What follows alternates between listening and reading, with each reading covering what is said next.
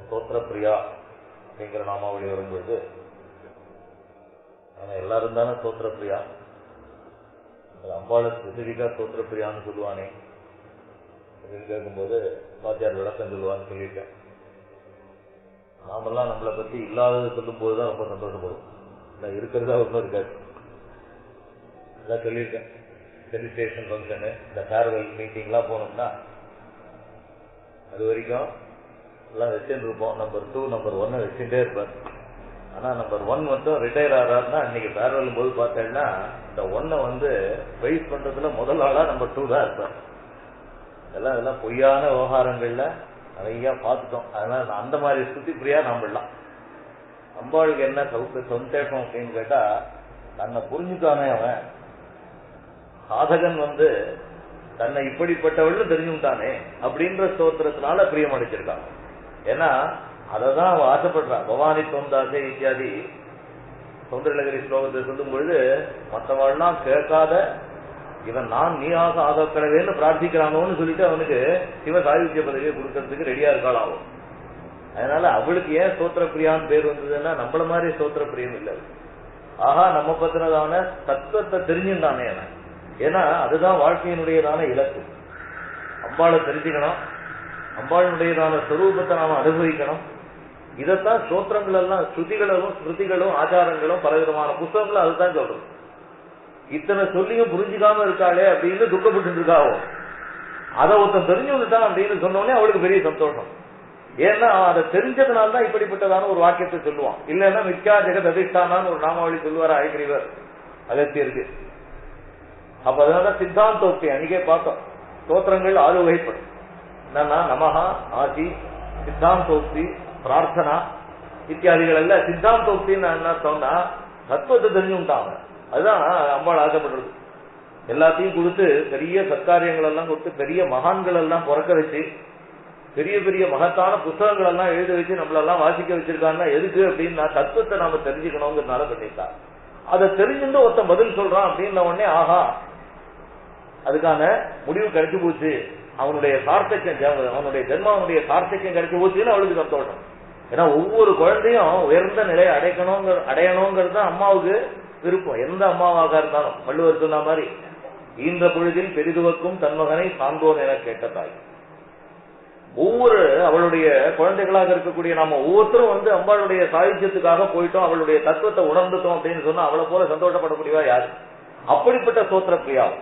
நம்மளுடைய ஸ்தோத்திர பிரியா இல்ல. நமக்கெல்லாம் நாம எப்படி எல்லாம் எந்த ஸ்தோத்திரங்களுக்கு எல்லாம் பிரியமா இருக்கோமோ அந்த மாதிரியான ஸ்தோத்திர பிரியா இல்ல. ஆஹா, நம்ம பற்றி நல்லா தெரிஞ்சுட்டாளே அப்படிங்கறதான ஒரு தன்மை. அதனால ஸ்தோத்திர பிரியா. அடுத்ததாக ஸ்துதிமதி. ஸ்தோத்திரம் அப்படின்னு சொன்னா அவளை பத்தி சொல்லக்கூடியது மட்டும்தான் ஸ்தோத்திரம். ஸ்துதிகளை கொண்டவள் அப்படின்னு. மத்துப்புங்கிறது ஒரு பிரத்யேகம். புத்திமான் அப்படின்லாம் சொல்றோம் பாருங்க, புத்திமான் தீமான்லாம் சொல்றோம் பாருங்க, அதெல்லாம் மத்துப்புங்கிறதான பிரத்யேகத்தோட இணைந்த சம்ஸ்கிருத வார்த்தை. இந்த மத்துப்புங்கிற பிரத்யேகம் என்ன சொல்லுவோம்னா அதனுடன் கூடியவன் அப்படின்னு அர்த்தம். புத்திமான் அப்படின்னா என்ன அர்த்தம்னா புத்தியுடன் கூடியவன். மத்து பிரத்யமானது என்ன பண்றதுன்னா முழுமையை காட்டும். இது அதனுடைய புத்தியினாலேயே நிரம்பியவன், புத்தியிலே கொண்டவன். தீமான் அப்படின்னாலும் அதே அர்த்தம் தான். புத்திமான் தீமான் இத்தியாதிகள் எல்லாம் இருக்கக்கூடியதான மத்து பிரத்யம் தான் இந்த ஸ்துதி மத்தியில வரக்கூடியது. அதனுடைய பிமினைன் ஃபார்ம் தான் ஸ்துதி மதி. புத்திமான் அப்படின்னா அறிவாளி அப்படின்னு ஆண் பால்ல சொல்லுவோம். அதே பெண்பால்ல சொல்லணும்னா புத்திமதி அப்படின்னு சொல்லுவோம். அதே மாதிரி தீமான் அதனுடைய பெண்பால் தீமதி. அந்த மாதிரி ஒவ்வொரு வாக்கியங்கள்ல இது என்ன அப்படின்னா ஸ்துதிமதி. மத்து பிரத்யமான ஸ்ரீ பிரத்யத்தோடு சேர்ந்து இருக்கக்கூடிய வார்த்தை இது. ஸ்துதிமான். உண்மையாக எல்லா ஸ்துதிகளும் இருக்குன்னா இவனை குறித்து தான் இருக்கு அப்படின்னு அர்த்தம். யாரை குறித்து ஸ்தோத்திரம் பண்ணாலும் அது எங்க போகும்? இவனுக்கு தான் போய் சேரும். ஏன்னா இவன் மொத்தம் தான் ஸ்துதிக்கு தகுதி உடையவன். அதே போல அம்பாளுவத்தை தான் ஸ்துதிக்கு தகுதி உடையவன். நாம கூட சந்தியாவந்தத்துல சொல்றோம் இல்லையோ, சர்வதேவ நமஸ்காரம். ஒரு சில பேர் கேசவம் பிரதி கச்சதின்னு சொல்லுவோம், சில பேர் சங்கரம் பிரதி கச்சதின்னு சொல்றோம். யாரோ ஒருத்தர் அவருக்கு போய் சேர்றது. ஆனா எந்த நமஸ்காரங்கள் எங்க பண்ணினாலும் அதே மாதிரி பகவான் கீதையில சொல்லும் போது சர்வம் மயி ததம் புரோதம் சூத்ரே மணிகனாயுக அப்படின்றார். நீங்க என்னதான் நீங்க பிலாசபி பேசினாலும் எந்த மதத்துல சொன்னாலும் இந்த கடைசியில எங்கடா சேர போறதுன்னா இங்கதான் சேர போறது. எந்த வழியாக இருந்ததுனாலும் அது கடைசியில இந்த நிலைக்கு தான் வந்தாகணும் அப்படிங்கிற மாதிரி பல சாஸ்திரங்கள் எல்லாம் அதுல பிரமாணங்கள் எல்லாம் இருக்கு. இப்ப ஸ்தோத்திரம்னு எதை சொன்னாலும் எங்க போய் சேரும் அப்படின்னா அம்பாளை தான் போய் சேரும். அதையும் சௌந்தரலகரியில ரொம்ப அழகா பகவத்பாதா விளக்கம் கொடுத்திருக்கா. சுதன்ய பாணித்யாம் அபயவரதோ தெய்வத்தகனஹா இத்தியாதி நாமாவளி இத்தியாதி ஸ்லோகங்கள்ல ஒன்ன தவிர மற்ற தேவதைகள் எல்லாம் என்னன்னா அவள்லாம் வெறும் ரெப்ரசன்டேட்டிவ் தான். அவளுக்கு எல்லா விதமான பலன்களையும் கொடுக்கறதுக்கான அதிகாரம் கிடையாது. இந்த அதிகாரம் யாருகிட்ட இருக்குன்னா உங்ககிட்ட இருக்குன்னு அர்த்தம்.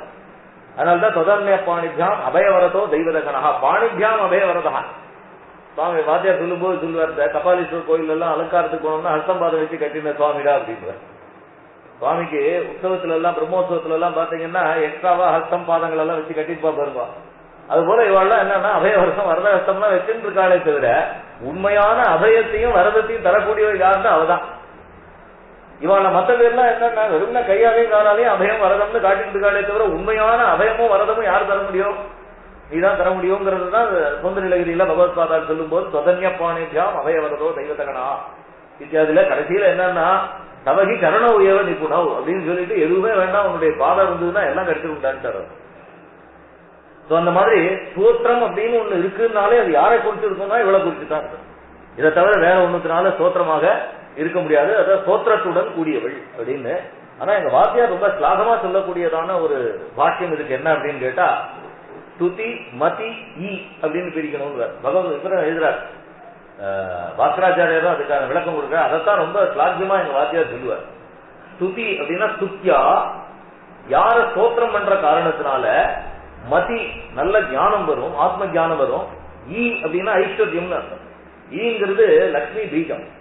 அந்த ஈங்கிறதான ஐஸ்வர்யமும் தீங்கிறதான ஞானமும் யாருடைய ஸ்தோத்திரத்தினால வருமோ, யார ஸ்தோத்திரம் பண்ற காரணத்தினால ஒருவனுக்கு அற்புதமான ஞானமும் அஷ்ட ஐஸ்வர்யங்களும் சித்திக்குமோ அப்படிப்பட்டவள். மற்ற ஸ்தோத்திரங்கள் எல்லாம் சொல்றதை விட இதை சொன்னா என்ன ஆகும்னா எல்லா விதமான, அதனால்தான் லலிதாத்து உபயப்பிரதா அப்படின்னு சொல்லும் சாஸ்திரம். யா மோக்ஷதா சா புக்திதான. எந்த தேவத்தை மோட்சத்தை கொடுக்குமோ அது புக்தியை தராது, எந்த தேவத்தை புக்தியை கொடுக்குமோ அது மோட்சத்தை தராது. ஆனா லலிதாத்து உபயப்பிரதா அப்படின்னு சாஸ்திரம் பேசுறது. அதனால்தான் புக்தி முக்தி பிரதாயினே நமஹா அப்படின்னு சொல்லுவோம். புக்தினா போகங்கள் அர்த்தம், முக்தினா மோட்சம் அர்த்தம். புக்தி முக்தி இது ரெண்டுத்தையும் தரக்கூடியது. பகவத்பாதாள் தட்சிணாமூர்த்தி அட்டகம் எழுதும்போது சொல்லுவார் இது ரெண்டுத்தையும் தரும். அதுதான் சுரேஸ்வராச்சாரியார் மானசோல்லாசங்கிறதான வியாக்கியானத்தில் சொல்லும் போது சொல்லுவார் முக்கிய பிரயோஜனம் என்னன்னா மோட்சம், ஆனுஷங்கிக பிரயோஜனம் போகம். ஒரே ஸ்தோத்திரத்துக்கு எப்படிப்பா ரெண்டு பலன் வரும் அப்படின்னு கேட்டதுக்கு சுரேஸ்வராச்சாரியார் பதில் சொன்னார், முக்கியமான பலன் என்ன அப்படின்னு கேட்டால் மோட்சம், ஞானத்தின் மூலமாக மோட்சம். ஆனுஷங்கிக பலன் என்னன்னா அதனால லோகத்தில் இருக்கக்கூடியதான ஹிதங்கள் இகலோக சுகங்கள் அப்படின்னு அதுக்கும் விளக்கம் கொடுத்தார். அது வாத்தியார் பேசும்போது சொல்லுவார். மார்கழி மாசத்துல பொங்கல் பண்ணும்போது பொங்கல் பண்றதுங்கிறது முக்கிய பிரயோஜனம். இந்த அடுப்புண்டே உட்கார்ந்து இருக்கிற காரணத்தினால அந்த குளிரும் போயிடுவோம், அது சைத்தியாபகரணம்னு பேரு. அந்த குளிரும் போது அது ஆனுஷங்கிக பிரயோஜனம். சுரேஸ்வராச்சாரியர் இந்த வியாக்கியானத்துல எழுதுறார். பொங்கல்ங்கிற மாதிரி சொல்லல, எப்படி நம்ம நெருப்பு கிட்ட போனோம்னா இந்த குழுவும் இல்லாமல் இருந்துட்டு அதே சமயத்துல சமையல் முதலானவைகளும் நடக்குமோ அதை போல வாத்தியார் பேசும்போது வேடிக்கையா சொல்லுவார். அதை போய் உட்காந்துட்டோம்னா என்னன்னா முக்கிய பிரயோஜனம் ஒண்ணு சமையல் ஆகிறதுங்கிறது, இன்னொன்னு என்னன்னா சைத்தியாபகரணமும் ஆயிடுச்சு. குளிர்ல இருந்து நம்மள டிபெண்ட் பண்ணிட்ட மாதிரி ஆகும். அப்ப குளிர்ல இருந்து நம்மள டிபெண்ட் பண்ணிக்கிறதுங்கிறது ஆனுஷங்கிக பிரயோஜனம், மோட்சத்தை கிடைக்கிறதுங்கிறது முக்கிய பிரயோஜனம். அத போல இந்த தட்சிணாமூர்த்தி அஷ்டகத்தை சொன்னோம்னா புக்திங்கிறதான ஆனுஷங்கிக பிரயோஜனமோ முக்திங்கிறதான முக்கிய பிரயோஜனமோ நமக்கு கிடைச்சிரும்னு சொல்லி மானசோல்லாசத்துல சுரேஸ்வராச்சாரியால் சொல்லுவார். அதே மாதிரி லலிதாது உபயப்பிரதா, அம்பாள் ரெண்டுத்தையும் கொடுப்பாளாம். மோட்சத்தையும் தருவா, அதே சமயத்துல இகலோகத்தமாக இருக்கக்கூடியதான போகத்தையும் தந்துருவா. அப்படிங்கறதுனால ஸ்துதிமதி அப்படிங்கறதான நாமாவளிய சுத்யா யஸ்யாஹா சுத்யா, எந்த ஒருவனுடையதான ஸ்தோத்திரத்தினாலே மதிகி உத்தமோத்தமமாக இருக்கக்கூடிய ஞானமும் ஈ ஐஸ்வர்யமும் சித்திக்குமோ அவள் அப்படின்னு சொல்லி ஸ்துதிமதிங்கிறதான நாமாவளிக்கு எங்க வாத்தியார் அதை ஒரு ஸ்லாக்கியமா சொல்லுவார். அதுதான் ஸ்லாக்கியமான அர்த்தம்னு சொல்லுவார். ஸ்துதிமதி ஸ்துதிகி அஸ்யாம் கர்மதா சம்பந்தேன அஸ்தி. கர்மதா சம்பந்தேன என்ன அர்த்தம்னா வியாக்கரணத்துல சம்ஸ்கிருத சாஸ்திரத்துல வியாக்கரணத்துல கர்மான்னா ஆப்ஜெக்ட்னு அர்த்தம். பொதுவாக கர்மாங்கிற வார்த்தை மற்ற சாஸ்திரங்கள்ல எல்லாம் கர்ம பலன் அதெல்லாம் சொல்றோம் பாருங்க, அதெல்லாம் செயல்களை குறிக்கும். ஆனா சம்ஸ்கிருதத்துல வியாக்கரண சாஸ்திரத்துல எடுத்தோம்னா கர்மாங்கிறது ஆப்ஜெக்ட கொடுக்கும், கர்த்தாங்கிறது சப்ஜெக்ட், கர்மாங்கிறது ஆப்ஜெக்ட்.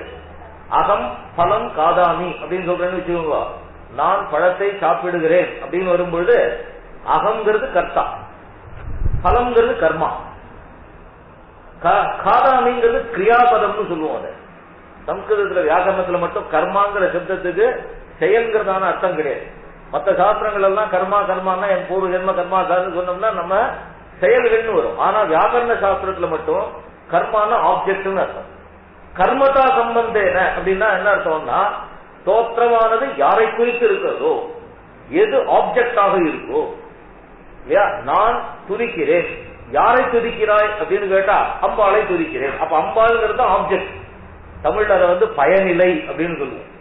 தமிழ்ல எழுவாய், நான் தேவியை துதிக்கிறேன் அப்படின்னு வரும்பொழுது துதிக்கிறேன் நினைச்சொல், நான் எழுவாய், தேவியை பயனிலை. அப்போ பயனிலை என்கிறதான தொடர்புடன் இந்த ஸ்தோத்திரத்துக்கு எல்லாம் இருப்பவள். நீங்க எந்த ஸ்தோத்திரம் சொன்னாலும் அதனுடைய பயனிலை என்ன, ஆப்ஜெக்ட் என்னன்னா இவதான். அதுதான் வாக்கராச்சாரியர் என்ன சொல்றார், கர்மதா சம்பந்தேன. கர்மதா சம்பந்தேன என்ன அர்த்தம்னா, ஸ்தோத்திரம் யாரை குறித்து இருந்தாலும் அது யாரை போய் சேரும், இவ்வளவுதான் போய் சேரும். இந்த பயனிலை அருமையான வார்த்தை தமிழ் இலக்கணத்துல. எழுவாய் அப்படின்னா என்ன அர்த்தம்னா, செயல் எங்கிருந்து எழுகிறதோ அவன் எழுவாய். வார்த்தைகள் எல்லாம் பயனிலை அப்படின்னா அந்த செயல் எதனை பயனாக கொண்டிருக்கிறதோ, யாருகிட்ட போய் அது முடியுது பாருங்க. நான் படத்தை பார்க்கிறேன் அப்படின்னு சொல்றேன்னு வச்சுக்கோங்க, பார்த்தல் என்பது செயல். அந்த செயல் யாரிடம் தோன்றுகிறது, என்கிட்ட தோன்றுகிறது, எங்கு போய் நிலை அடைகிறது, படத்தில் போய் நிலை அடை, அது பயனிலை. நான் எழுவாய், அப்ப பார்க்கிறேன் என்பது நிலைத்து. இப்படி நம்ம காசு எந்த மொழியாக இருந்தாலும் சரி, அந்த மொழிக்கு ஒரு தனி அழகு உண்டு. இதுதான் அதுதான்ங்கிறது கிடையாது. எல்லாத்தையும் ஒரு கண்டென்ட் வேல்யூ இருக்கு, எல்லாத்தையும் ஒரு அப்ஜெக்டிவ் இருக்கு. அப்படி சுதிமத்தின்னு வரும்போது சுதிகி அச்சாம் கர்மதா சம்பந்தேன அத்தி. எந்த தோற்றமாக இருந்தாலும் அதனுடைய கர்மா யாருன்னு பார்த்தா, ஆப்ஜெக்ட் யாருன்னு பார்த்தா இவ்வளவுதான் இருக்கா. சுத்தியா மதிகி ஈஷ்ட எஸ்யாக இதுவா எஸ்யாக சுத்தா. எந்த ஒருவனுடைய தோற்றத்தினாலே மதிகி ஞானமும் ஈகி ஐஸ்வர்யமும் கிடைக்குமோ அவள் ஞான ஐஸ்வர்ய லட்சியத்தை சா இது ஆகுது அப்படின்னு சொல்வார். இதைத்தான் வாசியார் ரொம்ப சாத்தியமான ஒரு பாக்கியமாக சொல்வார். இவர் ஸ்ருதி சம்ஸ்கிருத வைபவா ஸ்ருதிபிகி சமயத்து ஸ்ருதம் பரிசிதம் வா வைபவம் விபுத்துவம் எஸ்யாக. ஸ்ருதிபிகி ஸ்ருதியினாலே சமயத்து ஸ்ருதம் நன்றாக துதிக்கப்பட்ட பரிசிதம் வா வைபவம் விபுத்துவம் எஸ்யாக. நம்ம எல்லாத்துக்குமே பிரமாணம் அப்படிங்கிறது ஸ்ருதி. நம்ம சனாதன தர்மத்துல 3 பிரமாணங்கள். ஒன்று ஸ்ருதி, இன்னொன்று ஸ்மிருதி, மூன்றாவதாக ஆச்சாரம். ஸ்ருதிங்கிறது ஸ்வத பிராமாண்யம். ஸ்ருதிங்கிறது அதுவாகவே பிரமாணம். ஸ்ருதியை ஜஸ்டிஃபை பண்றதுக்கு இன்னொரு புத்தகம் வேண்டாம். அகரக சந்தியா உபாசிக்க வேதம் சொல்லிட்டுன்னா பண்ணி ஆகணும். அதை ஜஸ்டிஃபை பண்றதுக்கு இன்னொரு வாக்கியம் வேண்டாம். ஸ்மிருதிங்கிறது என்னன்னா வேத வாக்கியங்களை எஸ்டாப்ளிஷ் பண்றதுக்காக பின்னாடி பெரியவாள்லாம் கேட்டு ஞாபகப்படுத்தி நமக்கு சொல்லணும். அது ஸ்மிருதி. அது என்ன பண்ணும், வேதத்துல இந்த மாதிரி சொல்லியிருக்கு, யாவஜீவம் அக்னிஹோத்திரம் துணியாத்துன்னு சொல்லியிருக்கு, அது எப்படி அக்னிஹோத்திரம் பண்ணணும் அதெல்லாம் இவாள்லாம் இந்த மாதிரி வகுத்து கொடுத்துருக்கா, இப்படித்தான் பண்ணணும். வேதம் சொல்லிட்டு அகரக சந்தியா உபாசித்தேன்னு சந்தியாவை எங்க பண்றது எப்படி பண்றதுன்னு வேதம் சொல்லல. அப்ப அந்த வாக்கியத்தை ஞாபகம் வச்சுட்டு பின்னாடி வந்த மகான்கள் எல்லாம் இப்படித்தான் பண்ணணும்னு நமக்கு எழுத்து. அதனாலதான் அது ஸ்மிருதி கேள்விப்படுறது, ஸ்மிருதி அதை ஞாபகப்படுத்தி நாம பண்ணும்படி பண்றது. அதனால்தான் பாக்கியம் எழுதும்போது பகவத்பாதா இதம் சாஸ்திரம் ஞாபகாய நது போதகாய நமக்கு எல்லாம் ஞாபகப்படுத்துற பெரியவெல்லாம். அந்த மாதிரி ஸ்மிருதியாக இருக்கக்கூடியது இரண்டாவது பிரமாணம். மூன்றாவது என்னன்னா பஞ்சலட்சம் கட்டிக்கணும். எந்த வேதத்திலையும் கிடையாது, எந்த ஸ்ருதியிலும் கிடையாது. இது ஆச்சாரம். விபூதி இருக்கணும், இப்படி பஞ்சலட்சம் கட்டிக்கணும், பொம்மநாட்டிகள் இப்படி வஸ்திரம் தரிச்சுக்கணும், இதெல்லாம் யார் சொல்றது? வேதத்துல கிடையாது, ஸ்மிருதியில கிடையாது. இது ஆச்சாரம். எது ஆச்சாரம்? எது மகத்பிகி ஆச்சரியதே தது ஆச்சாரம். மகான்களால எது அனுஷ்டிக்கப்படுகிறதோ அது ஆச்சாரம். மகாபாரதத்துல சொன்ன மாதிரி மகாஜனஹா ஏனகத சபந்தா, ஏதாவது வழி இருக்கா அப்படின்னு கேட்டா, யார் பெரியவர்கள் எல்லாம் எந்த வழியை நடந்து வராலோ அந்த வழி தான் உயர்ந்த வழி, அதை ஃபாலோ பண்ணும். இதுக்கு பிரமாண வேதமே. எதி கர்ம விசிகித்சா வாஸ்யாத் ஏதத்ர பிராமணா ஆஸ்வம் மர்ஜினா யுக்தா ஆயுக்தாக அலூக்ஷா தர்மகா மாஸ்யுஹு யதா தே கேஷு வர்த்தேரன் ததா கேஷு வர்த்தேதா. வேறவே சொல்லு. எல்லாத்துக்கும் போய் புத்தகத்தை கேட்டுருக்காங்க. எல்லாத்துக்கும் எல்லாரும் புத்தகம் எழுதுவான்னு பண்ண முடியாது. மகான்கள் எல்லாம் என்ன ஃபாலோ பண்றாலும் அதை நீ ஃபாலோ பண்ணிக்கோ. அதத்தான் அதனுடையதான பின்னாடி வந்த இதிகாசம் என்ன சொல்லிட்டு, மகாஜனா ஏனகதா சபந்தா. மகான்கள் எல்லாம் எந்த வழியை பின்பற்றின்னு வராலோ அதுதான் உண்மையான வழியும், நீ அதை பின்பற்று. இதுக்குதான் புத்தகம் இருக்கா, பிரமாணம் இருக்கா, அதுல சொல்லியிருக்கா இதுல சொல்லியிருக்கா கேட்காத அப்படின்னு. அதுதான் ஆச்சாரம். அப்போ நம்ம பிரமாணங்கள் சனாதன தர்மத்தினுடைய பிரமாணங்கள் 3: ஸ்ருதி, ஸ்மிருதி, ஆச்சாரம். இதுல ஸ்வத பிராமான்யம் ஸ்ருதி. ஸ்ருதி சொல்லியாச்சுன்னா அதுக்கு மேல எதுவுமே கிடையாது. அந்த மாதிரி பிரமாணம் எதுவோ அந்த பிரமாணத்தினால பிரமேயமாக இருக்கக்கூடிய எழுதி ஸ்ருதி சம்ஸ்கிருத வைபவா. மீமாம்சத்துல ஜெய்மினி விளக்க எழுதும் போது சொன்னார், இது 3 பிரமாணம்னு சொல்லிட்டேல, இந்த 3த்துல கான்ஃபிளிக்ட் வந்துச்சுன்னா என்ன பண்றதுன்னு கேட்டாரு. இந்த ஸ்ருதி பிரமாணம்னு சொல்லிட்டேன், ஸ்மிருதி பிரமாணம்னு சொல்லிட்டேன், ஆச்சாரம் பிரமாணம்னு சொல்லிட்டேன். இப்ப இது 3த்துலயும் ஒண்ணுக்கு ஒண்ணு கான்ஃபிளிக்ட் வந்ததுன்னா நான் எதை பண்ணட்டும் அப்படின்னு கேட்டார். அதுக்கு விளக்கம் சொல்லிட்டார். மீமாம்சா பரிபாஷான்னு ஒரு புத்தகம். புத்தகத்துல அதாவது ஒரு சில பேர்லாம் சொல்றாங்க, இதெல்லாம் ப்ரோ பிராமின்ஸ் அப்படி இப்படி, அதெல்லாம் ஒண்ணுமே கிடையாது. நம்ம பெரியவாள்னா எது சத்தியமோ அதை சொல்லுவாளே தவிர இவாளுக்கோசரம் அவளுக்கோசரம் இதுக்காக அதுக்காக எல்லாம் யாரும் சொல்ல மாட்டான். அவ பண்ணது ரைட்டு, அவ தப்பு பண்ணா கூட அது பரவாயில்ல அப்படின்லாம் சொல்லவே மாட்டான் நம்ம பெரியவா. ஒரே ஒரு பிரமாணம் மீமாம்சா பரிபாஷால சொல்றான். அவ கேட்கிறா கேள்வி, ஸ்ருதி, ஸ்மிருதி, ஆச்சாரம், இது 3 இருக்கேட்டா, இந்த 3த்துக்குள்ள சாபல்யம் எதுக்கு, நான் எதை ஃபாலோ பண்றது அப்படின்னு பூர்வபக்தி கொஸ்டின் பண்றான். அது சொன்னா ஸ்ருதி என்ன சொல்றதோ அதை கண்ண மூடி செய்யும் அப்படின்னு கேள்வியே கேட்காத. வேதம் என்ன சொல்லிட்டோ அதை கண்ண மூடி செய்யும். அதுக்கு அது ரைட்டா தப்பாங்கிற விசாரமே வச்சுக்காது. ஏன்னா அது சத பிராமணியம். ஏன்னா நாம இல்ல, ஒரு ஃபாரினர் என்ன எழுதினா தெரியுமா, வேதம்னா என்னடான்னு கேட்டது சொன்னா நாம எல்லாம் அப்போ ஒரு செய்யம் அது இதெல்லாம் எல்லாம் சொல்லிட்டு இருக்கோம். ஆனா அந்த இங்கிலீஷ்காரன் எழுதினா அது உண்மையானது. என்ன சொன்னா, it is a record of experiences experienced by our ancient sages and seers. ஒரே வார்த்தை, it is a record of experiences experienced by our ancient sages and seers. அவ எதை அனுபவித்தார்களோ அந்த அனுபவத்தினுடையதான ஒரு பெட்டகம் தான் இது அப்படின்னா. அன்னைக்கு ரிட்டன் டாக்குமெண்ட் நம்ம கிட்ட கிடையாது. தன்னுடைய அனுபவத்தை மற்றவர்களோடு பகிர்ந்து கொண்டார்கள். அதையெல்லாம் அவள்லாம் ஞாபகம் வச்சுட்டு, ஆஹா இது உயர்ந்ததாச்சே இது உயர்ந்ததாச்சே அப்படின்னா. ஒரு சின்ன எக்ஸாம்பிள் சொல்றேன். வாட்டர்ல அவ்வளவு ரிசோர்சஸ் இருக்கு. இது அவன் எக்ஸ்பீரியன்ஸ் பண்ணார். யாரு? அந்த வேத ரிஷி. அதனாலதான் என்ன எழுதினார், ஆபோகிஷ்டாம யோகவஸ்தான ஊர்ஜே ததாதனா மகேரணா யசக்ஷசே யோவ சிவத மோரசா சத்திய பாஜய தேகனா விஷதீரிவ பாகரா தத்மா அரங்கமா. உலகத்தில் இருக்கக்கூடிய எல்லா உயிர்களுக்கும் அம்மா நீண்டார். அதை வச்சு நீங்க வாட்டர் தெரப்பி பண்ணிட்டு இருக்க. அவன் என்ன பண்ணான், அவளுக்கு எந்த இடம் அஜெண்டாவும் கிடையாது. அன்னைக்கு இருந்த வேத ரிஷிகளுக்கெல்லாம் எந்த விதமான இடம். அதனாலதான் சுத பிராமணியம். அதை முழுமையா நம்பலாம். யாரோ ஒருத்தர் சொல்றதை வச்சு நம்புறதை விட எந்த இடம் அஜெண்டாவும் இல்லாம தன்னுடைய அனுபவத்தை அப்படியே பகிர்ந்துட்டா பாருவா, அதுதானே பிரமாணமா இருக்க முடியும். ஏதோ மீமாம்சம் சொல்றது வேத சொத பிராமணியம்னா அவளுக்கு வேதத்து பேர்ல ஒரு பயாசிட்டியோ அப்படின்லாம் கிடையாது. எது உண்மையோ எதை சாட்சாத்தாக அவ அனுபவிச்சாலும் அது அப்படியே இருந்தா. அதுல எந்த விதமான ரைட்டுக்கோ தப்புக்கோ எதுவுமே வழி இல்லை. அப்ப அதுக்குதானே ரொம்ப முக்கியமா இருக்கணும். நான் அனுபவிச்சேன் நான் சொல்றேன் சார் அப்படின்னு சொல்றனா இல்லையா? நம்ம அதுக்கு போகாதீங்க சார், அது நான் ரொம்ப சமப்பட்டுட்டேன் ஓ அந்த பேங்க்ல லோன் கேட்கறா, ஐயோ அந்த பேங்க்ல லோனே வாங்காதீங்க அப்படின்னு சொல்றோம். ஏன் சார் நான் அனுபவிச்சுட்டேன் சார். அப்போ அனுபவத்தினால ஏற்படக்கூடியதான சித்தாந்தம் வந்து எல்லா பிரமாணத்தோடய உசந்ததா இல்லையா?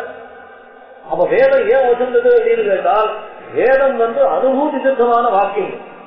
ஒவ்வொரு அதுவும் யாரு எந்த விதமான எதிர்பார்ப்பும் இல்லாம தங்களுடைய அனுபவத்தை அப்படியே எந்த ஹிடன் அஜெண்டாவும் இல்லாம எழுதினான். அதனாலதான் வேத பிரமாணம். வேதம் பிரமாணம்னா ஏதோ கண்ண முடிஞ்சு தெளிவா சொல்றா வேத பிரமாணம், அப்படி அர்த்தம் இல்ல. அவளுடையதான எக்ஸ்பீரியன்ஸ் அது. வாட்டர்ல அவ்வளவு ரிசோர்ஸ் இருக்குங்கிறத அவ புரிஞ்சுட்டா. அந்த வேத ரீதி அதை அனுபவிச்சா. அதனாலதான் அவளுக்கு மந்திர திருஷ்டாரகான்னு. மந்திர திருஷ்டாரகான்னா என்ன அர்த்தம்னா வேல்யூஸ் அவளால விஜுவலைஸ் பண்ண முடிஞ்சது. ஆஹா எப்பேற்பட்டது அப்படின்னு. இல்லன்னா அக்னியுடைய வேல்யூ வந்து அவ தெரியாம எழுதுவாளா? அக்னிலே புரோகிதம் தேவம் ருத்துஜம் கோதாரதம் பிரதாதமம், எப்படி அந்த அக்னியில அவ்வளவு ரிசோர்சஸ் இருக்கு அப்படிங்கறத தெரிஞ்சுட்டா. ஒவ்வொரு நேச்சுரல் திங்லையும் என்ன வேல்யூஸ் இருக்குன்னு தெரிஞ்சா. அதனாலதான் வேதம் பிரமாணம். இது நாட் ஏதோ தெளிவா சொன்னா இது கடவுள் சொல்லி அதெல்லாம் ஒண்ணுமே இல்லை.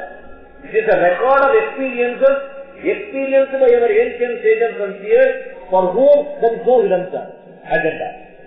எந்த விதமான இடன் அஜெண்டாவும் இல்லாமல் தங்களுடைய அனுபவத்தை அப்படியே மற்றவர்களோட பகிர்ந்தா.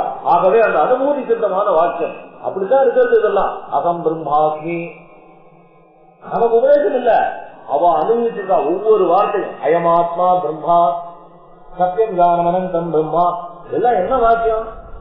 எல்லாம் அனுபூதி சித்தமான வாக்கியங்கள். அதனாலதான் அது பிரமாணம். அதனாலதான் அது மகா வாக்கியங்கள்னு சொல்லும். ஏன் அப்படின்னா அதனால வேதம் பிரமாணம். அடுத்தது என்னன்னா வேதத்தை எது நாள் வரைக்கும் கான்ட்ரடிக்ட் பண்ணாம இருக்கோ அது வரைக்கும் ஸ்மிருதி பிரமாணம். அது வரைக்கும் என்ன ஸ்மிருதி பிரமாணம். எப்படின்னா அதுக்கு ஒரு எக்ஸாம்பிள் சொன்னார் மீமாம்சா பரிபாஷால. ஒரு ஸ்மிருதி, இந்த ஸ்மிருதியில என்ன பண்ணிருக்கேன்னா ஒரு யாகத்துல உதும்பரம்னு ஒரு மரம், அது யூகஸ்தம்பம் வைக்கிறதுக்கான ஒரு மரம். அது பேர் உதும்பர மரம்னு பேரு. இந்த உதிய மரம் சொல்ற மாதிரிதான் கிட்டத்தட்ட அதுன்னு நினைக்கிறேன். எனக்கு அது கரெக்டா பொட்டானிக்கல் நேம் தெரியல. உதும்பரம்னு பேர் இருக்கு. உதும்பர மரத்தை தொட்டு ஒரு மந்திரத்தை சொல்லணும்னு வேதம் சொல்றது. இந்த யாகத்துல இருக்கக்கூடிய ஒரு கர்மா அது. உதும்பர மரத்தை தொட்டு இந்த மந்திரத்தை சொல்லணும் அப்படின்னு இருக்கு அதுல வேதத்துல. புத்திகாரர் என்ன பண்ணா அதெல்லாம் டீட்டெயிலா சொல்லும் பொழுது கதை திரைக்கதைன்னு ரெண்டு இருக்கு. எனக்கு ரொம்ப நாள் அது ரெண்டுக்கும் வித்தியாசம் தெரியல. ஒரு வாத்தியார்கிட்ட கேட்டேன் நான், இது எதுவும் கதை திரைக்கதை சமாச்சாரம். கதையை வந்து வெற்றிக்காரு பின்னாடி எழுதலாம்பா, திரைக்கதை வந்து ஒவ்வொருத்தரும் எக்ஸ்பிளேஷன் கொடுக்கணும். அந்த மாதிரி இது புத்தி என்ன பண்ணணும்னா உதும்பரத்தை மரத்தை தொட்டு மந்திரம் சொல்லி வேதம் சொல்லிட்டு எந்த இடத்துல உதும்பர மரம் வைக்கணும், அந்த உதும்பர மரம் எப்படி இருக்கும், இதை பத்திரதான பிராக்டிகல் ஹிண்ட்ஸ் எல்லாம் இது புத்தி கொடுக்கும். அப்ப என்ன பண்ணிருக்குன்னு கேட்டா அந்த உதும்பர மரத்தை வெள்ளை பட்டு துணியினால சுத்திடு, சுத்திட்டு அதுக்கப்புறம் இந்த மந்திரத்தை சொல்லு அப்படின்னு வந்தது. இங்க கேட்கலாம் பூர்வக்கு, ஏன் சார் வேதம் உதும்பரத்தை தொட்டுன்னு சொல்லுதுன்னு சொல்லுது. புத்தி என்ன சொல்லுது? உதும்பர மரத்தை வஸ்திரத்தினால கட்டிட்டு தொடணும்னு சொல்லுது. அப்படி தொட்டா நான் வஸ்திரத்தை தொடுவனே தவிர உதும்பர மரத்தை தொடமாட்டேன். இல்லன்னா வஸ்திரம் கட்டின இடத்த விட்டுட்டு மேல தொடணுமா எல்லாம் கேட்கறாங்க. வஸ்திரம் கட்டுறதுங்கிறது வந்து புத்தியில பிரமாணம் இல்ல. வஸ்திரத்தை கட்டிட்டு அதை தொட்டேன்னா வேதம் சொல்றத மீறின மாதிரி ஆகும். அதனால நீ வஸ்திரம் கட்டவா நானும். அப்ப கேக்குறாங்க, அப்ப ஸ்மிருதிகாராவுக்கு என்ன ஏன் அந்த மாதிரி எழுதினா அப்படின்னா ஒரே வாக்கியம் எழுதிட்டாரு. வாத்தியாருக்கு வஸ்திரம் கொடுக்கணும்னு ஆசையா இருக்கும்டா, அதனால மரத்துக்கு வஸ்திரம் கட்டிட்டு வாங்கிட்டாரு. வந்து எழுதிட்டாரு. விளையாட்டுல புத்தகம் இருக்கு, இங்கிலீஷ் டிரான்ஸ்லேஷனோட இருக்கு, வாட்சி பாருங்க. அப்ப பாருங்க நம்ம சாஸ்திரக்காரெல்லாம் எவ்வளவு கிளியரா இருக்க பட்சல வேதத்திலிருந்து ஒரு இன்னி அளவு மாறினா கூட அது வந்து தவறு. அது வஸ்திர லோபாத்துன்னு எழுதுறாரு. பிராமணாளுக்கு ஏதோ வஸ்திரம் கொடுக்கணும்னு ஆசைப்பட்டா போல இருக்கு, அதனால மரத்துல கட்டிட்டு அவ எடுத்துருவா அப்படின்னு சொல்லிருக்கு. யாரு மீமாம்சா பரிபாஷா. அதே மாதிரி ஆச்சாரம் எல்லாரும் வந்து அத்தை புள்ள மாமா புள்ள எல்லாம் பண்ணிக்கிறாங்க அப்படின்னா தப்புடான்னு விட்டார் மீமாம்சா பரிபாஷையில. ஏண்டா அப்படின்னா அந்த மாதிரி பண்ணிட்டா அது வந்து வைதிகமான விவாதம் இல்லையான்னு மந்திரம் சொல்லிட்டு அது மாதிரி பண்ணிட்டா வேத விருத்தமானது, ஆச்சாரம் ரைட்டாக இருந்தாலும் அது பிரயோஜனம் இல்லைன்னு சொல்லி. நான் எதுக்கு இதை சொல்றேன்னா நம்ம பெரியவாள்லாம் இது ரைட்டு எது தவறோ அதை கரெக்டா ஒண்ணுதான் கொடுத்துருவான். நீ பண்ண அதெல்லாம் வேற சமாச்சாரம், ஆனா இதுதான் முறை. அந்த அளவுக்கு எந்த கிட்டனக்கெண்டாலும் இல்லாம இருக்கிறோம். அதனாலதான் இந்த 3 பிரமாணம். இந்த 3த்துல தாரதமியம் என்னன்னா, முதல் பிரமாணம் ஸ்ருதிக்கு, அடுத்தது ஸ்ருதி, அடுத்தது ஆச்சாரம். இந்த ஸ்ருதியும் ஆச்சாரமும் வேதத்துல விருத்தமாக இல்லைன்னா பிரமாணம், வேத விருத்தமாக இருந்ததுன்னா அது அப்பிரமாணம் அப்படின்னே சொல்றாரு மீமாம்சா பரிபாஷாங்கிற புத்தகத்துல. அதனால நம்ம பெரியவாள்னா எவ்வளவு கிளியரா இருக்கா பாருங்க. அப்படி ஒரு வேதத்தினால, சுதப்பிராமான்யமாக இருக்கக்கூடிய வேதத்தினால இவளுடைய வைபவம் பேசப்படுறதுன்னா என்ன அர்த்தம்னா, எந்த விதமான விதம் கிடையாது. இது சம்ஸ்கிருத வைபவம். ஸ்ருதியினாலே நன்றாக முழுமையாக துதிக்கப்பட்டதான வைபவம் விபவத்தில் உடையது. அப்படின்னா என்ன அர்த்தம்னா, வேதத்தை முழுமையா நம்பி ஆகணும். வேதமே இவளை இப்படி சொல்லிருக்கு அப்படின்னு சொன்னா இவளுக்கு வேற ஒரு தெய்வம் இருக்க முடியுமா அப்படின்னு அர்த்தம். ஏன் இவ்வளவு தூரம் இதை ஸ்ருதி சம்ஸ்கிருத வைபவான்னு சொல்லணும்? ஸ்ருதி சதா பிராமான்யம். ஸ்ருதியில் இருக்க ஒவ்வொரு வாக்கியமும் அனுபூதி சித்தமான வாக்கியங்கள். அந்த அனுபூதி சித்தமாக இருக்கக்கூடிய வாக்கியங்களே இவருடைய பெருமையை கூட ஒன்றியா பேசுறதுன்னு சொன்னால், அப்ப இதை விட இன்னொரு பிரமாணம் வேணுமா? அதனால இதை எழுதினார். இவளை விட வசதியானது இன்னொன்னு இல்லைங்கிறத வேதமும் புராணங்கள் எல்லாமும் சொல்லும் பொழுது ஸ்ருதிகளும் சரி, ஸ்ருதிகளும் சரி, ஆச்சாரத்தில் இருக்கக்கூடிய பகவத்பாதால் முதலானவர்கள் எல்லாம் சௌந்தரகிரிக்கு சாட்சி எழுதும் பொழுது லட்சுமிதர வியாக்கியானத்தில் சொல்ற பூர்வபக்தி கொஸ்டின் கேட்கலாம், என்னதான் இது சங்கரவே எழுதிக்க மாட்டான் போல இருக்கு அப்படின்னு. ஏன்னா எந்த சாஸ்திர கருத்து இருந்தாலும் பூர்வபக்தியினுடைய முதல் கொஸ்டின் எப்படி இருக்கும்னு கேட்டீங்கன்னா, இதம் சாஸ்திரம் அனாரம்பணியம் பிரயோஜன சூன்யத்துவாக்குவாங்க. ராஜிகாதர் அனுபவம் இதம் சாஸ்திரம் அனாரம்பணியம் பிரயோஜன சூன்யத்துவாக்குன்னு ஆரம்பிப்பாங்க. அந்த மாதிரி சொன்னா இந்த சௌந்தரகிரி சங்கரெல்லாம் எழுதவிடாண்டோம். ஏன் அப்படின்னா, பிரம்மசத்தியம் ஜெகன் மித்யா ஜீவோ பிரம்மைவ நாபரஹான்னு அத்வைத சித்தாந்தத்தை எஸ்டாப்ளிஷ் பண்ணின ஒருத்தர், நீங்க இது மாதிரி அம்பாளை பத்தி நீ சிவப்பு புடவை கட்டிட்டு இருக்க, கையில கை வச்சுட்டு இருக்க, அதெல்லாம் சொல்லுவாரு. உருவமே இல்லைன்னு சொல்லிட்டு இருக்காரு, உருவமே மாயடான்னு சொல்றாரு. அப்படிப்பட்ட ஒருத்தர் இந்த மாதிரி புத்தகம் எழுதுவாரா அப்படின்னு அவங்க கேட்கணும். அதுக்கு லட்சுமிதரன் சொன்னா, அதெல்லாம் ஒண்ணும் இல்லப்பா, இது பெரியவர்களிருந்து தெரியாததுக்கு போகணும். முதல்ல யோசிச்சு பாருங்க, இரவயமும் நிஷ்கிரியமும் எந்த விதமான இதுவும் இல்லாத தானத்தை ஒன்றுல கான்சென்ட்ரேட் பண்ணு சொல்லி பாருங்க. நம்மளால பண்ண முடியுதான்னு பாருங்க. முடியுமா? எதுல இவ்வளவு விக்கிரமம் வச்சு 6 விக்கிரமம் வச்சாலே அந்த கோயில போய் சிந்தனை வேற எங்க ஏதாச்சமா இல்லையான்னு. இவ்வளவு பெரிய சுவாமி விக்கிரகம் நிற்கும் பொழுது, எதுல இருக்கும் போதே அவரை தியானம் பண்ண முடியல நம்மளால. இதை விட்டுட்டு அவருக்கு எதுவுமே கிடையாது அப்படின்னா என்னத்தை தியானம் பண்ணுவேன்? எங்க உட்காந்து தியானம் பண்ணுவேன்? அடையக்கூடிய வஸ்து அவ்வளவுதான். முதல்ல என்ன பண்ணோம், இவ்வளவு எல்லாம் இருக்கு, ஆனாலும் இது எல்லாத்தையும் பின்னாடி இருக்கக்கூடிய ஒரே ஒரு சக்தி அம்பாள் தான் அப்படின்னு காட்டணும். இது எலக்ட்ரிக், இது ஃபேனு, இது லைட்டு, இது மைக்கு, அது ஸ்பீக்கர், அந்தது எல்லாத்தையும் காட்டிட்டு எல்லாம் இயங்கணும்னா ஒரே ஒரு எலக்ட்ரிசிட்டி ஒண்ணுண்டாப்பா, பேரளவுல தான். அதனால்தான் வேதம் என்ன சொல்லிட்டு, நாம ரூபம் வியாகரவாணி, இதெல்லாம் நாமமும் ரூபமும். இது ஒரு ரூபம் என்ன இந்த மாதிரி ரவுண்டா இருக்கு, இதுல இருக்கு, இது என்னது எடுத்தது, இதுக்கு நாமம் என்ன, நாங்க பேரு. இதனுடைய பிரயோஜனம் என்ன, காத்த ப்ரொபர் பண்றது. இட் cannot create air, அது நான் எழுதணும். இட் cannot create air, இருக்கிற ஏரை ப்ரொபர் பண்ணும். இது காத்த உற்பத்தி பண்ணாது, பண்ணுமா? இது இதுக்கு அந்த யோகிதை இருக்கும். லைட் அதே மாதிரி உற்பத்தி பண்ணும்போது, லைட்டை யாரும் உற்பத்தி பண்ண முடியாது. லைட் நாம தெரியற மாதிரி அதை மேனிஃபெஸ்ட் பண்ணி காட்டும்.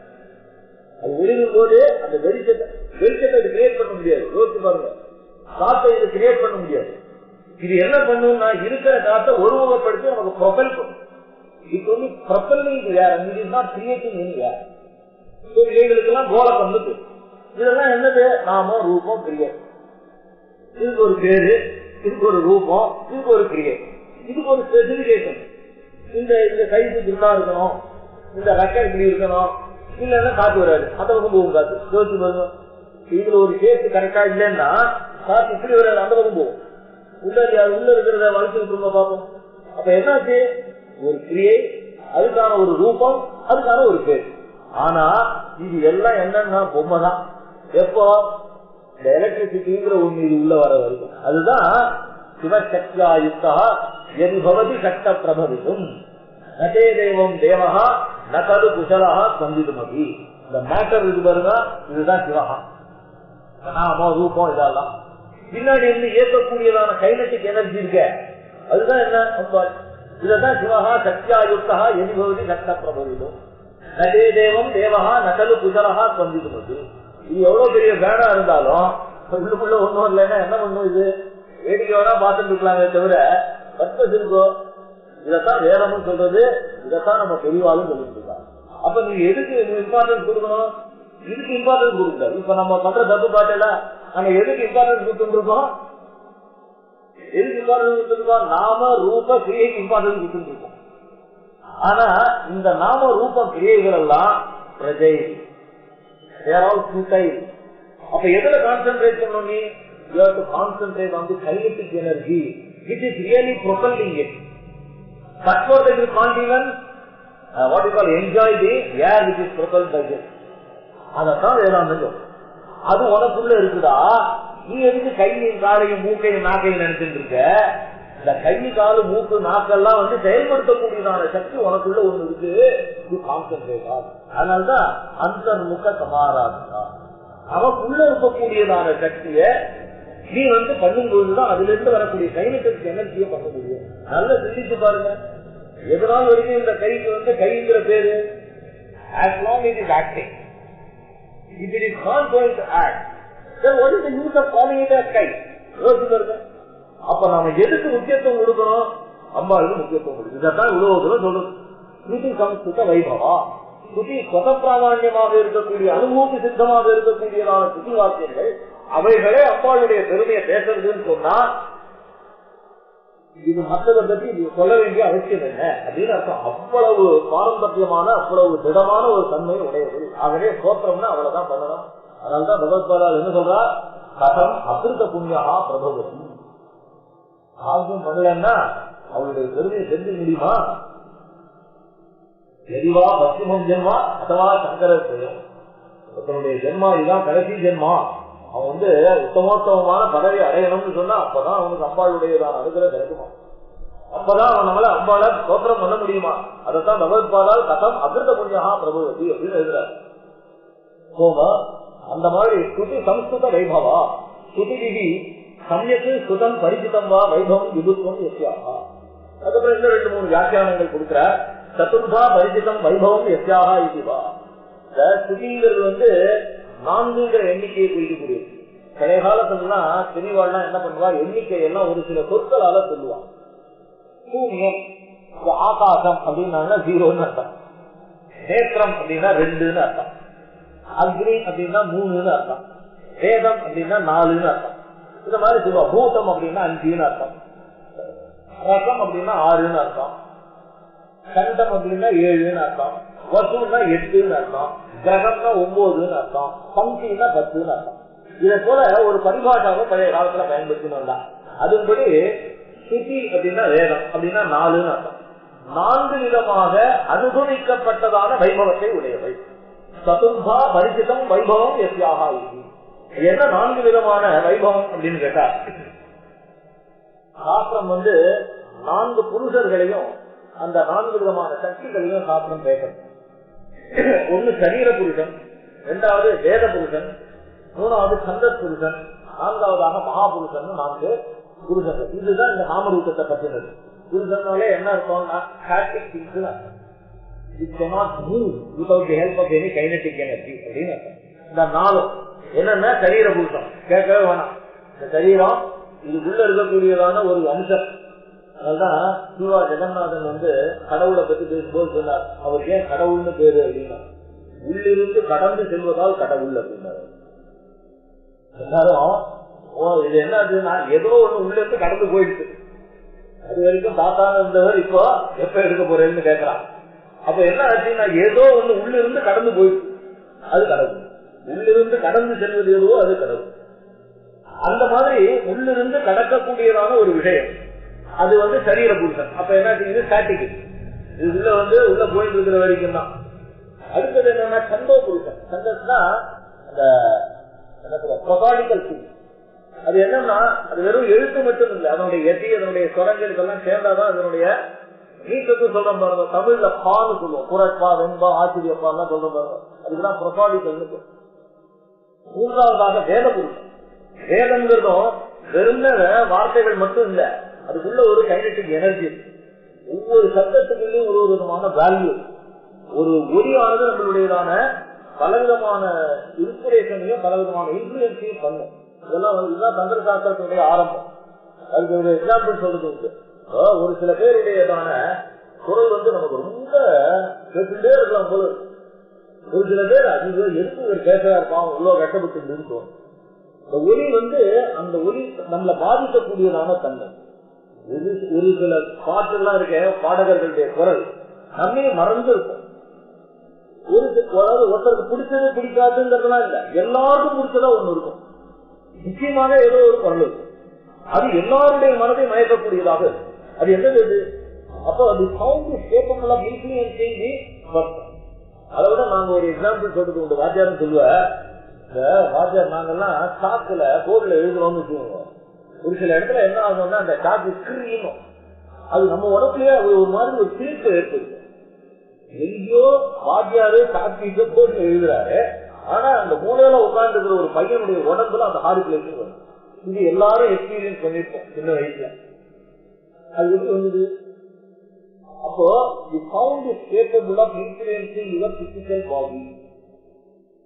இப்ப physical bodyல அது இன்ஃப்ளூயன்ஸ் பண்றதுன்னு சொன்னா, then what to talk of the spiritual body, intellectual body, mental body. இல்ல, நமக்கு 5 சரீரம் இருக்கு. சூர சரீரம், பிராணன், அன்னமயமான கோஷம், பிராணமயமான கோஷம், மனோமயமான கோஷம், விஞ்ஞானமயமான கோஷம், ஆனந்தமயமான கோஷம். அன்னமயமான கோஷம் ஏன் அதையே சொல்றேன்னா, அது ரொம்ப ரொம்ப ஸ்தூலமான ஒரு விஷயம். ஸ்தூலமான ஒரு விஷயத்தையே இந்த சவுண்ட் இன்ஃப்ளூயன்ஸ் பண்றதுன்னா சூக்மமா இருக்கிறது ஏன் பண்ணாது பாருங்க.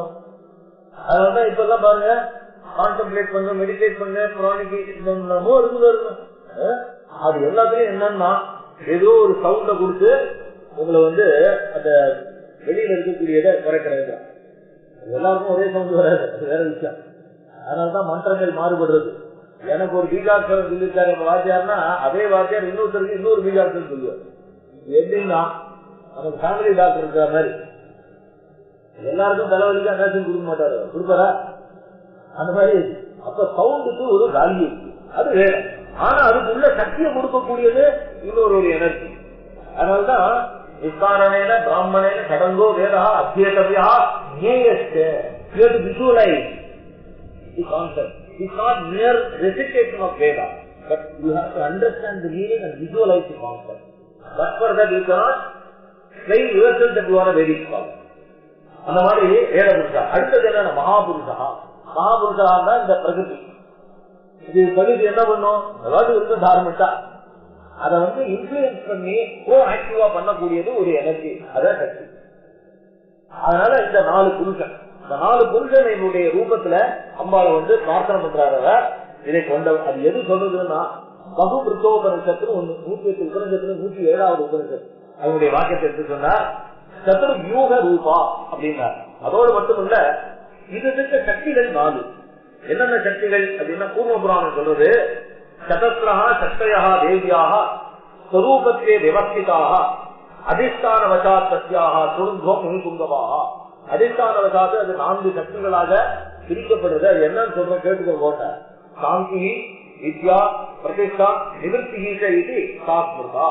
4 வியூகங்களுக்கும் 4 சக்திகள். என்னென்ன சக்திகள் அப்படின்னா, சாந்தி கலா, வித்யா கலா, பிரதிஷ்டா கலா, நிவர்த்தி கலா. ஆகமத்திலையும் இதேதான், சைவாகமத்திலையும் இதேதான் பேசுறது. ஆனா இவைகளையெல்லாம் கடந்து ஒரு கலை இருக்கிறது, அதுக்கு பேர் சாந்தீத கலான்னு. 5வது கலையாக பிரம்மரந்திரத்துக்கு மேல இருக்கக்கூடியதாக சொல்றது, அதுக்கு பேர் சாந்தீத கலான்னு. இந்த 4 கலைகள், சாந்திகலா, வித்யாகலா, சாந்திகலா மேல, சாந்திகலா, வித்யாகலா, பிரதிஷ்டாகலா, நிவர்த்திகலா, இந்த 4 கலைகள். இதையும் கடந்ததாக சாந்தீத கலான்னு ஒண்ணு இருக்கு. அதையும் கடந்து ஒண்ணு இருக்கு, அதுதான் பிரம்மரந்திரம். துவாதசாந்தம்னு.